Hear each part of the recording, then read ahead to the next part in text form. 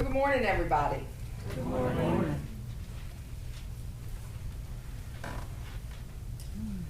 So, I wonder if you've noticed that the unity principles are progressive, almost like Russian nesting dolls in a way. Each one rests on the one before it. First, we come to understand that God is not a superhuman entity up in the sky. God is source, life itself, absolute good, unconditional love. The second principle rests on the first, that since human beings spring from and are made of God, we must have divinity inside us, which means that our nature is also goodness and love. With the third principle, we learn that as offspring of God, we have the power to create. And to the extent that we realize our divine nature, what we create will be life-enhancing. The fourth principle tells us how to maintain this realization. Through meditation and affirmative prayer, we keep ourselves centered in the heart and therefore able to access the power of goodness and love within us. All of which brings us to principle 5. It is not enough to know the truth. We must put that truth into action and live the truth we know. And folks, let me tell you, this is where the rubber meets the road. So what does it mean to live the truth we know? Many of us consider ourselves action-oriented, right? We're not ones to sit around and wait for someone else to handle the whatever. But this can be good news and it can be bad news. Because it's just possible, I don't think I'm totally alone in this, that not every action we take is one that we could call wise action. Why is that? Because only decisions, plans, actions, and speech that arise from the goodness and love within us can be truly deemed wise or inspired. Inspired, from the Latin word inspirare, which means to breathe into. Inspired action arises out of prayer consciousness. It is motivated by only one thing: the desire to bring peace and healing. Inspired action is intentional action. It arises out of the stillness. It is the very opposite of reactivity. You know what that is, don't you? I'm not alone knowing what reactivity is. I kind of made up the word, but... We live the truth we know through inspired action. Now, if you read the newspaper or watch the news on TV, you won't hear or see much evidence of inspired action. I think that's an understatement, actually, but anyway. But there are now, as, God, what a great introduction Cindy just told us, and have always been many great people in the world who do embody it. This week, I've been remembering one of those greats, a real favorite of mine and of Sepp's, a man named Leo Buscaglia. I don't know if any of you know who he is. Felice Leonardo Leo Buscaglia, also known as Dr. Love, was an author, motivational speaker, and professor of special education at the University of Southern California. Leo wrote over 25 insightful, funny books, all on the theme of love and loving. He traveled the world, speaking to huge audiences about the power of love and laughter to heal whatever's ailing you. As a matter of fact, I remember one thing he always said. He said, if you have some disease process that you've been told you do going on in your body, the first thing you got to do is laugh as much as possible. Watch comedies, do anything you can to make yourself laugh. He delighted in telling stories about how love leads to outrageous action, how it goes to any lengths to uplift, encourage, and make a positive difference. Sometimes he made this point by describing uninspired action. Like one Valentine's Day Eve when he was in the card store in front of a beautiful display covered with hearts, looking for cards for his 2 secretaries. He wanted to take that occasion to thank them for their dedication and tell them what it meant to him. So in rushes a man, obviously in a hurry, who begins digging feverishly through the Valentine cards while muttering under his breath, "This Valentine's Day thing is so stupid. I hate it." Now Leo agrees in a way. He acknowledges that it's too bad we have to set aside a day to express our love for one another. We ought to do that every day, he says. But anyway, he thinks it's still a good thing to set aside a time to be aware of how much we care about our loved ones. So Leo says to the frantic, angry man, "If you hate Valentine's Day so much, why do you celebrate it?" "Are you kidding?" the man says. "If I didn't come home with a card and a gift, my wife would kill me." Right after that guy left the store, a pleasant young woman came in and she and Leo struck up a conversation. "You know why I'm here?" she asked. "I'm here because my boss sent me over here to buy a Valentine's card for his wife." Can you imagine such a thing? Yes.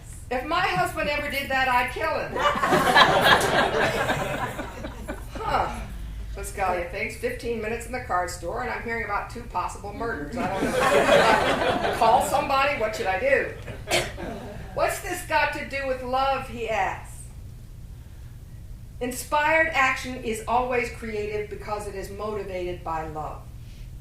And I'd go so far as to say that no action is truly creative unless it is inspired by love. Think about it. We've always been good people. We've tried to do good things for others. We have told ourselves that we were doing them out of love.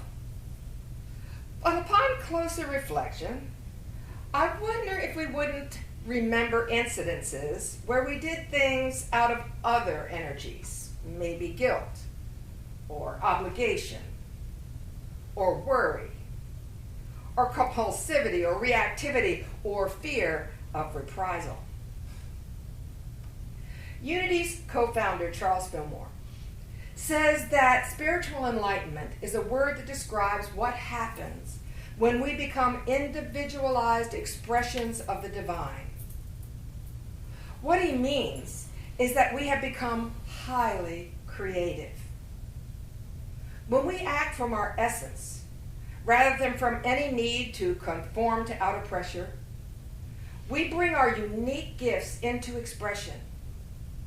Only then do we make a difference that no one else on the planet could make.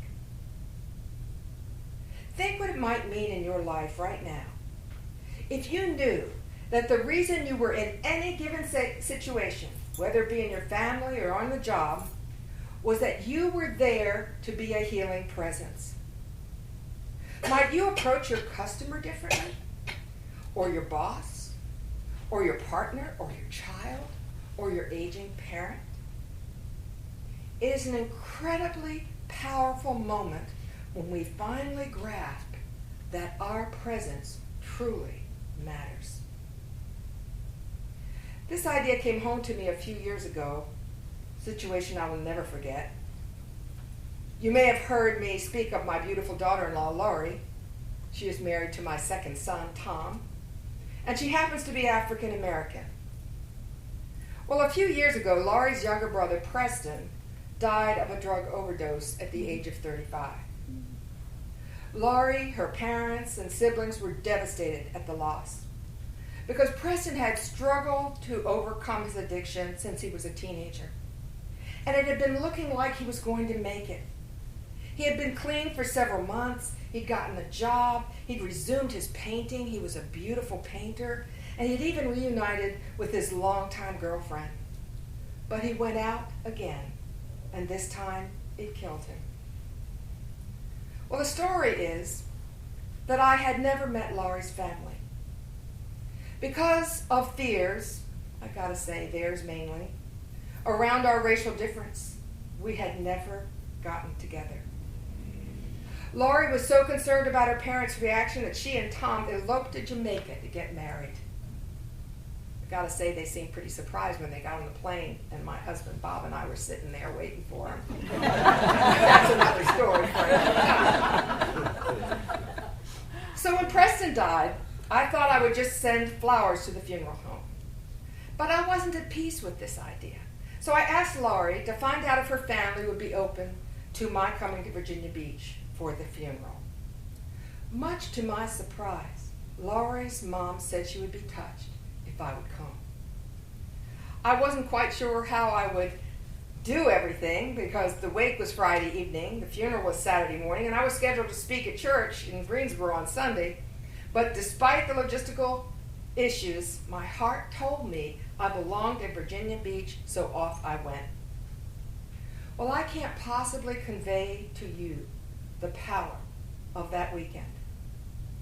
When I met Laurie's mother at her home on Friday afternoon, she immediately, now they've been married like 12 years at this point, she immediately threw her arms around my neck, thanked me for coming, and apologized for the fear that had kept us from knowing each other before that moment. She made me iced tea and sat down and began pouring out the story of her life with Preston. All the ups and downs, all the shattered hopes and dreams, the last conversation she'd had with him, all the things that one mother says to another. She talked quickly, as though she had so much to say and so little time to say it. And she told me of her love for my son Tom and the difference he had made in Laurie's life and in theirs. She said she could not have picked a more wonderful man for her daughter, though she had not imagined he would be a white man. That evening, I sat incredibly touched. Gosh, it's still right here. See that? Mm-hmm. As my son ministered to his grieving wife and her family. I watched in wonder. He was like an angel. I'll never forget it. I never saw my son the same way again. Saturday morning, I attended the funeral at the New Weeping Mary Missionary Baptist Church. What an experience. To find myself in the midst of a culture so different from my own, foreign really, with its over-the-top emotion and huge gospel choir and the congregation's sudden outbursts in response to the preacher. I'd like a little more of that, you know?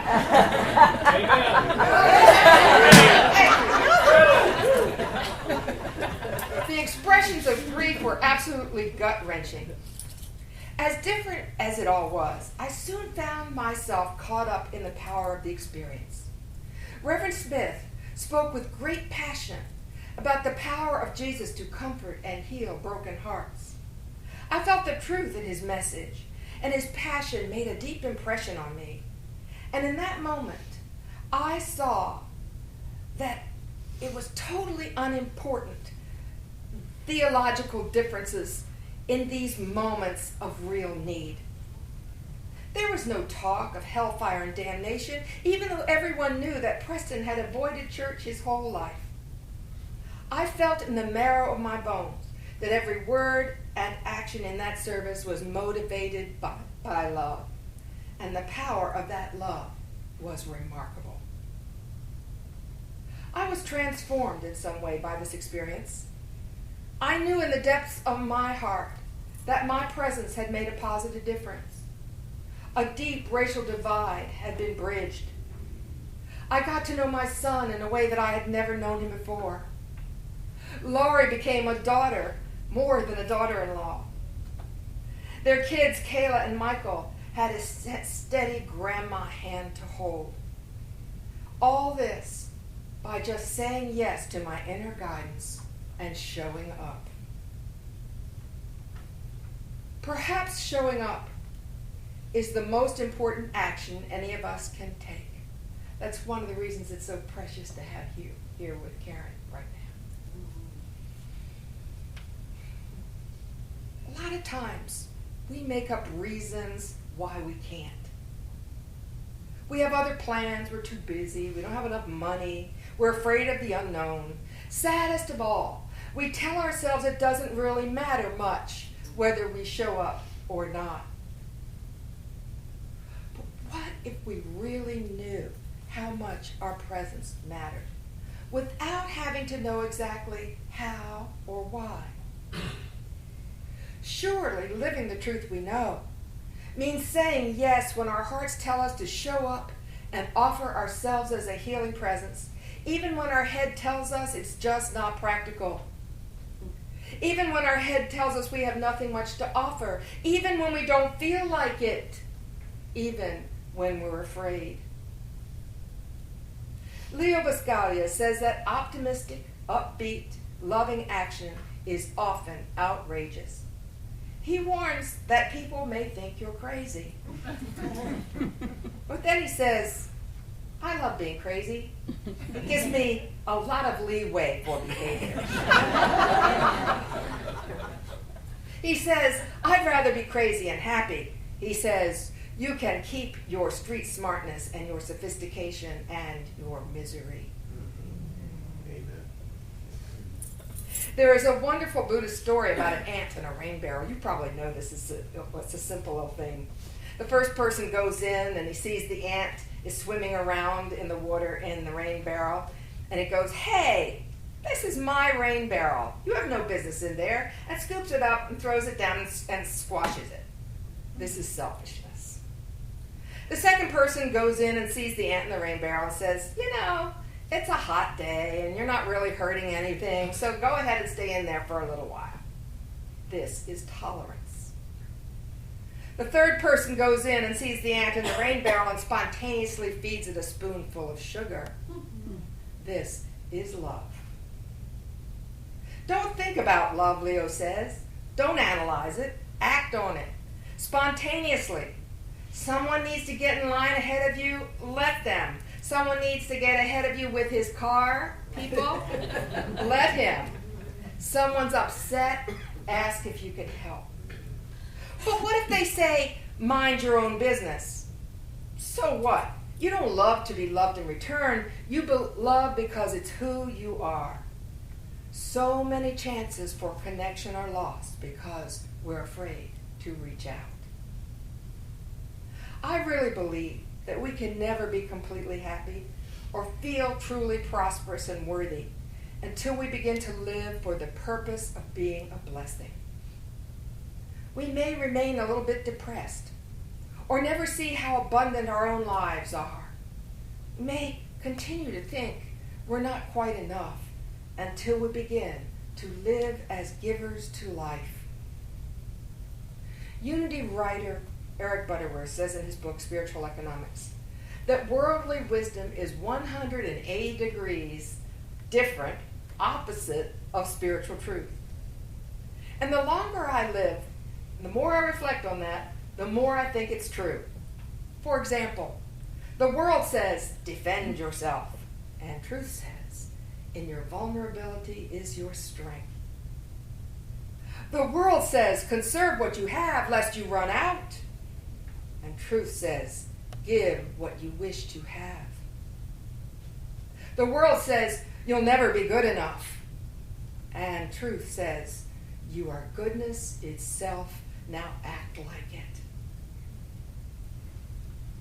You know, it's never too late for us to begin living our truth. It's never too late to begin bringing our uniqueness to this world. Do you know that I found this stuff on the internet now? Galileo published his first book at age 74. I think I'm going to have him beat, but anyway. Grandma Moses didn't even start to paint till she was 76. Duke Ellington was passed over the Pulitzer Prize Advisory Committee when he was 66, and you know what his response was to them? Oh well, God didn't want me to be too famous too early. Michelangelo became the supervising architect of St. Peter's Cathedral in Rome at the age of 71. Pablo Casals played a concert at the White House at the age of 86. Playwright George Bernard Shaw fractured his leg at 96 years old, and you know how he did it? He fell out of the tree he was pruning. Many people tell me that they struggle because they feel they don't really know their purpose in life. My advice to them is don't worry about it. Just begin giving your gifts, especially the gift of your healing presence, whenever and wherever you can, not out of obligation, but out of love. And if you will do that, you will be living on purpose. Everything else will unfold in due time. And what's more, you'll be happy and feel prosperous in ways that money could never buy. But be aware, loving action always involves a risk. In Jesus, we see a beautiful example of a surrendered life. A life in which he allows love to take him wherever it wants to take him. This is the way I want to live. Standing ready to go where I'm called, to go where love leads me, even when it feels risky. Oh my God, did I really make that statement? Do I really mean it? Do I have the courage to love, knowing that love will always call me to change, to give up my old stubborn ways, to allow myself to be vulnerable, to face my fears, to become more authentic? Yep. You know what they say, love is not for sissies. So I got one more Leo story for you. My favorite, really. It's about the time he hugged the dean of his college. Now, he says, you just don't go around hugging the dean. But anyway, here's what happened. He and a few other professors were in a meeting in the dean's office one day. The dean, as usual, was looking very powerful and official behind his huge desk. Well, it seems like the dean said some very nice things about Leo's work. And Leo thought, what a sweetie, and jumped up and charged forward to give him a hug. The very reserved dean was so startled he cried out. And Leo says his colleagues literally stared at him in disbelief. You could almost hear them saying, my God, he's crazier than we thought. But he said, once you've jumped in, you can't back out. So from then on, every time he saw the dean on campus, he gave him a big hug. And you know what he said? I know he grew to like it, because after a while, when I would hug him, he would sort of cuddle.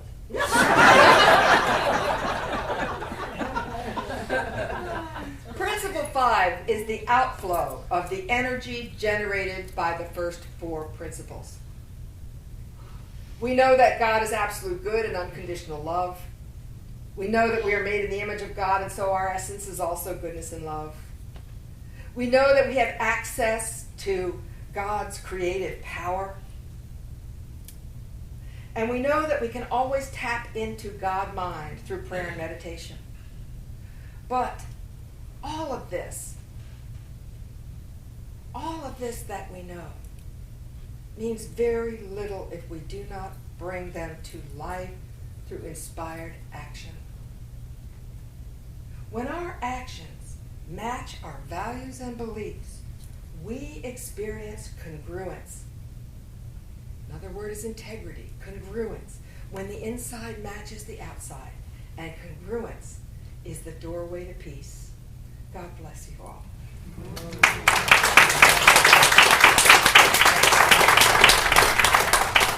So I invite you now to allow yourselves to become still.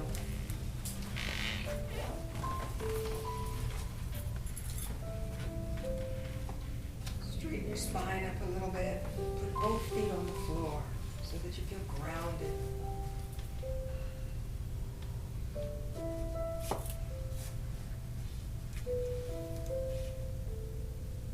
We allow our minds to rest and turn our attention within.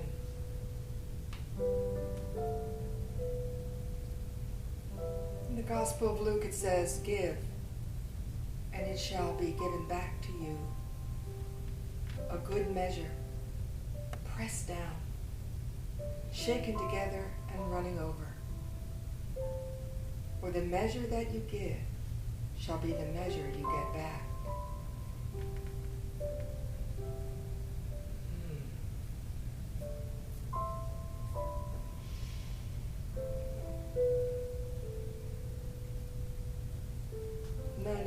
concerned with how much love we have to give. The flow is limitless.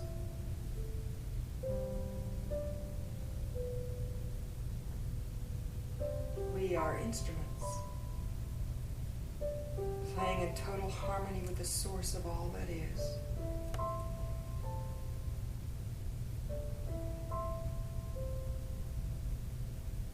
We simply allow Spirit to act as us in the world.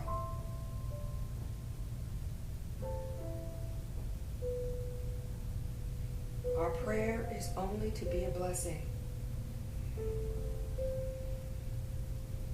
In every situation, for everyone who crosses our path, we let go of all other concerns. Concerns about whether we're good enough or worthy enough. By our nature, we are good enough and worthy.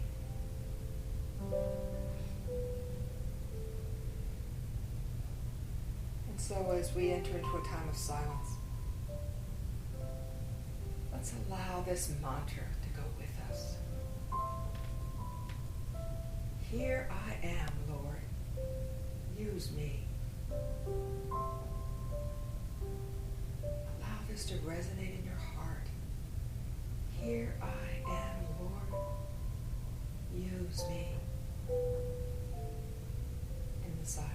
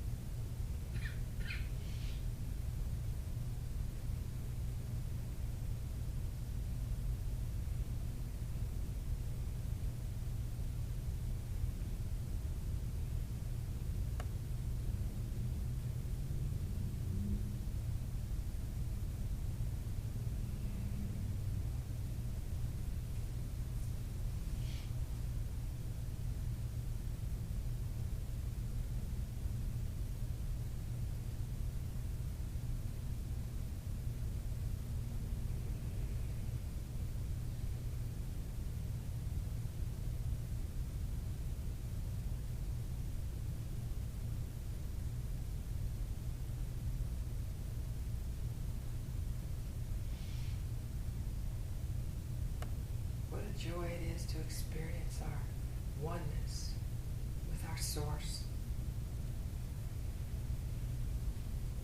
with the love within us and within everyone we meet, people everywhere.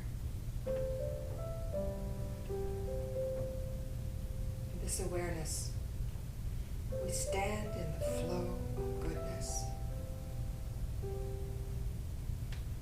We stand as a conduit through which the Holy Spirit pours itself out into the world. What greater purpose could there ever be? What greater fulfillment? What greater joy? And so we are deeply, deeply grateful. And so it is.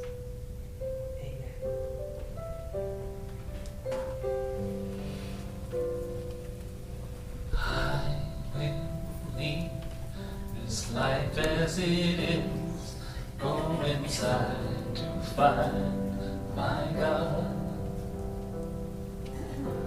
I will leave this life as it is, go inside to find my God. Go inside to find my God. Go inside to find